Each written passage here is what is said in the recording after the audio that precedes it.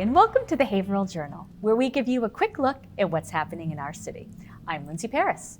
If you're feeling some of that late winter boredom setting in, today we've got a few ideas for you, starting with an outing that will get the family moving and having a good time in all weather.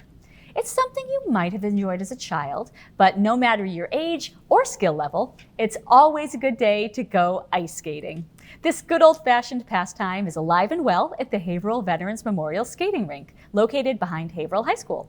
The beloved community rink has a long history here in the city, so we at the Haverhill Journal laced up our skates and took to the ice to learn more. Tucked into the woods behind Haverhill High School is one of the best-kept secrets in Merrimack Valley winter fun, where generation after generation has acquired a love for the ice. Welcome to the Veterans Memorial Skating Rink. My name is Ben Delaware. I'm the Recreation Director for the City of Haverhill. We are back behind Haverhill High School. This is actually a state-owned rink. This is a cookie-cutter rink, really. The state built dozens of them across the whole Commonwealth between the 60s and the late 70s. This rink in particular was built in 1972. Serving the Haverhill community for 53 years. We are, I believe, one of two that are left that are municipally operated. The other publicly operated one is in Peabody. Our public skate is incredibly inexpensive.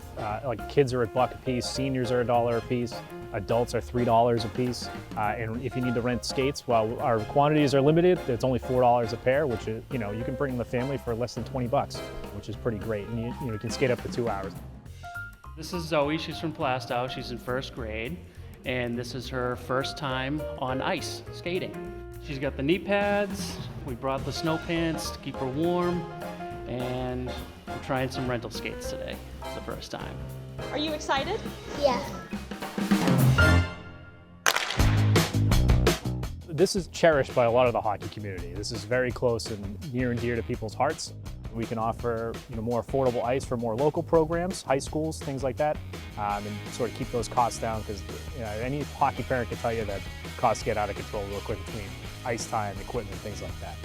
It's home to 3 different high schools. So Haverhill High School, of course, their varsity and JV boys play here. Pentucket High School boys also play here. And then the girls team, which is a combination of Haverhill, Pentucket, and North Andover High School, their girls varsity team also plays here. If they're not playing a game, they'll practice every day, minus Sundays. But it is nice for especially the Haverhill High kids. They walk right over after school. They come right into practice and walk into the locker rooms and they're good to go. Rink employees work daily, September through April, to keep the 53-year-old rink in skate-worthy condition.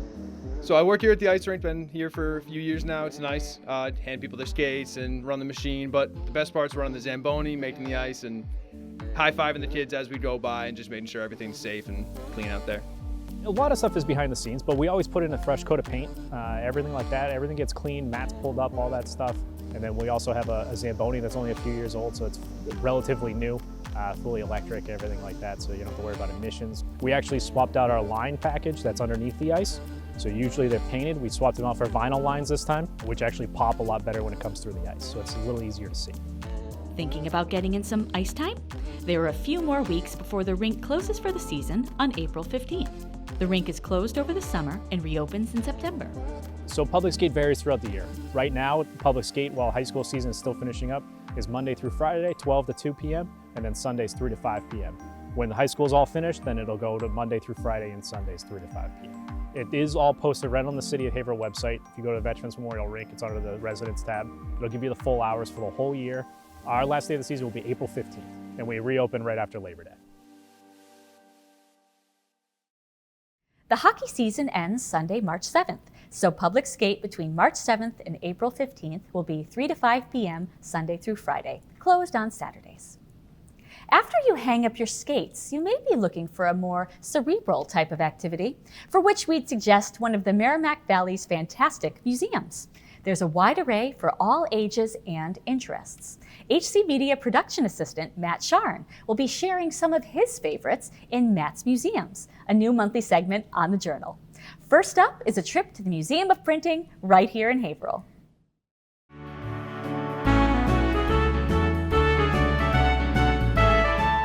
Matt Sharn here with HC Media. Welcome to the first installment of Monthly Museums. Today, we're here in Haverhill at the Museum of Printing. Let's go check it out. I graduated high school in 1959 in Brooklyn, New York. And in 1959, I needed a job.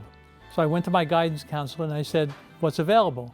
And he said, this company, Mergenthaler Linotype here in Brooklyn, is looking for people. So I went there, I got a job as a clerk and rose through the ranks. And after 7 years, I was the assistant advertising manager. In 1978, the Boston Globe was converting from letterpress printing, where they used raised metal to print, to phototypesetting and offset lithography for printing.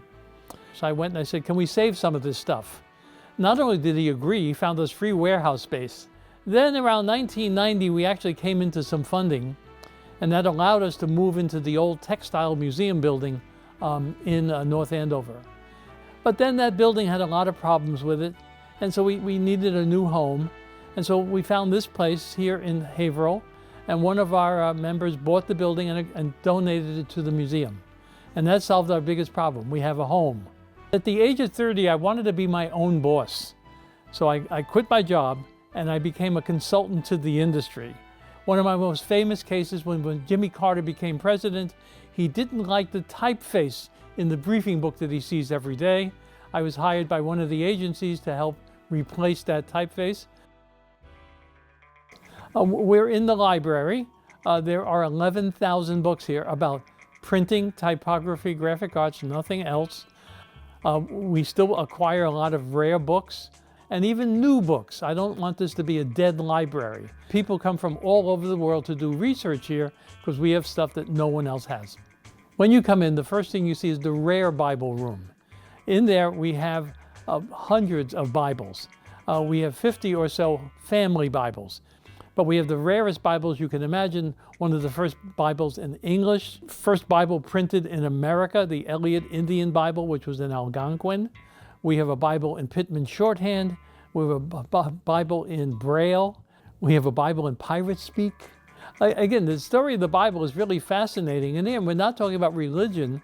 We're talking about the printed Bible. And then we have our main press room. We have the first metal presses. We have the first platen presses with treadles on them. And we use many of that equipment to print. And then in terms of typesetting, we have one of the few working linotypes in the world. This is a Model 31 linotype. What I'm about to do is make type.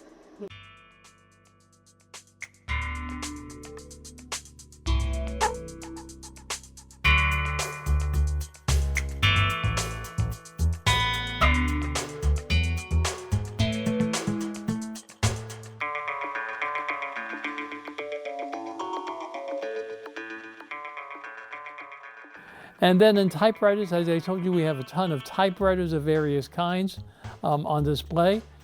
We have a color scanner from 1960. You had to scan that film in order to make 4 other films in order to print full color on a printing press. In 1984, I got a phone call. This is Steve Jobs, he said. I said, who are you? And he was developing a laser printer at that point using PostScript as the driver. And so it was going to come with 13 free fonts. And with Steve, everything was a big deal. He had to find the expert in the field. And at that time, I was the expert on typography. So I worked with him on that laser printer. There were others involved as well. Because I did work with Steve Jobs, he sent me a free Macintosh whenever they came out. I think I have every Macintosh that was ever invented, including some of the rarest ones like the Apple Lisa, which no one really has seen. And we also use augmented reality. You can load a free program on your phone, and every time you see me in a red shirt, if you hold it up, I become alive and three-dimensional, and I talk to you about whatever it is. We do a ton of workshops where we teach basic letterpress. We even teach you how to fix an old printing press. We're starting new courses on binding. We have 500 members. They get a newsletter, they get discounts. They come here on a regular basis with their families. If you have a Haverhill library card, admission is free. You can head on down to the Museum of Printing every Saturday from 10 a.m. to 4 p.m. or call ahead and book a tour for another day. Until next time. Visit the Museum of Printing on Saturdays from 10 to 4 at 15 Thornton Avenue in Haverhill, right by Westgate Plaza. As Frank stated, admission is free with your Haverhill library card or museum membership. The United States Marine Corps is famed for shaping its young recruits into leaders, beginning with a rigorous basic training program. In early April, a group of Haverhill educators will make the trip to the Marines' basic training camp at Parris Island, South Carolina, to witness a recruit's first week up close. And HC Media will be there to shadow the group during this intense introduction. During the first week of April, 3 teachers from Haverhill High School will be attending an educator's workshop on Parris Island, South Carolina. There they will get just a glimpse of what it's like to be a Marine Corps recruit.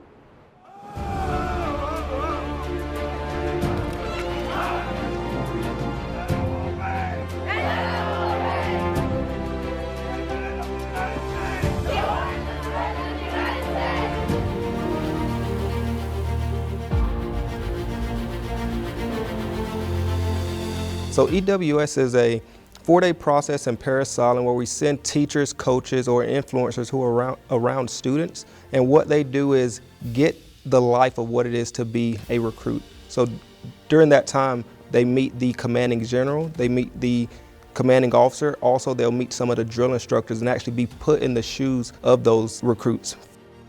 They'll do things like the rappel tower, they'll actually observe a graduation. They'll actually get to meet some of their students who are actually attending basic training at that time. I just think it's such a great opportunity.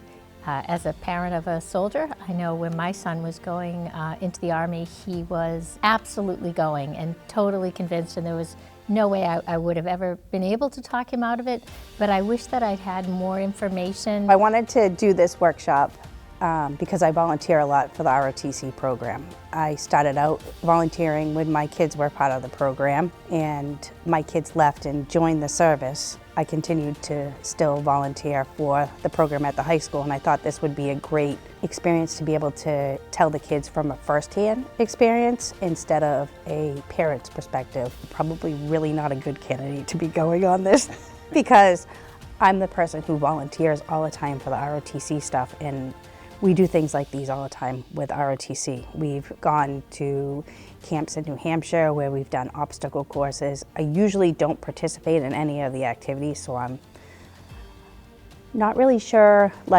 if I'm gonna be able to do all of the activities. I don't have good upper body strength, so I'm worried about the monkey bars. I am a little nervous about being able to complete all the physical expectations of it. I feel like I can get through on my stubbornness and my grit, but you never know. Other than that, I think I'm just mostly looking forward to it. I think it's going to be a really great educational experience. I think we're going to have some fun, and I think I'm going to come back with a new perspective and some information that I can share with other parents. A piece of advice that I give to those that are attending is be fast, be loud, and stay motivated. I have no reservations at all. I am very excited to be going to it.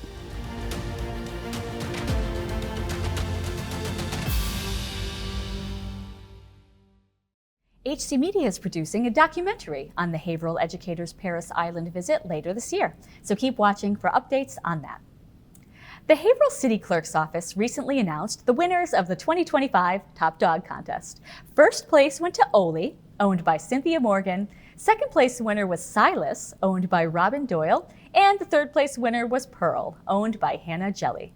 The annual Top Dog Contest is open to residents who license or relicense their dog in January and February and submit a photo.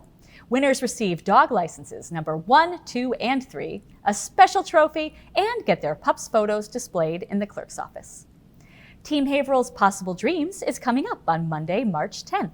This free community visioning event is open to everyone, and you can still register online at teamhaverhill.org. Possible Dreams is a community conversation event that gives attendees an opportunity to meet new people, discover more that Haverhill has to offer, and shape the community's future by sharing and incubating new ideas. Possible Dreams will be held at the NECC Tech Center, 100 Elliott Street, on March 10th from 7 to 9 p.m.